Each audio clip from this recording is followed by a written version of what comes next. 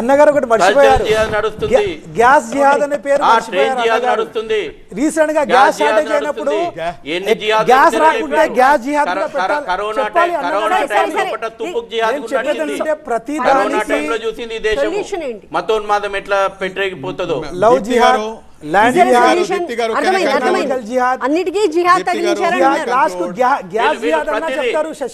ప్రతిదానికి ముడిపెట్టి మాట్లాడొద్దంటారు. మరి హలాల్ ఎందుకు?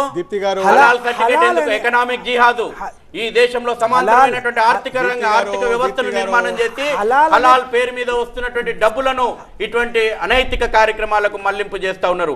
నేషనల్ ఇన్వెస్టిగేషన్ ఏజెన్సీ దర్యాప్తు చేస్తుంది, నేను కాదు. ఇవాళ హలాల్ పేరు మీద బలవంతంగా వీళ్ళు మళ్ళీ మాట్లాడితే మాట్లాడతారు.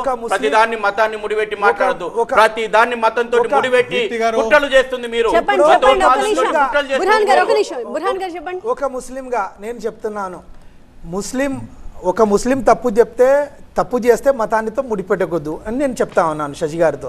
శశి గారు అప్పటి నుంచి చెప్తున్నారు ప్రతిదీ జిహాద్ జిహాద్ జిహాద్, లవ్ జిహాద్, ఎకనామికల్ జిహాద్, ల్యాండ్ జిహాద్, ప్రతి దానికి కార్పొరేట్ జిహాద్. మరి మర్చిపోతున్నారు గ్యాస్ జిహాద్ అనే పదం. చూడండి, మన వంట ఇంట్లో గ్యాస్ ఎక్కడి నుంచి వస్తా ఉన్నది, దాన్ని కూడా జిహాద్ చేసి బ్యాన్ చేసుకుంటే మళ్ళీ మా కట్టెల పొయ్యిలు.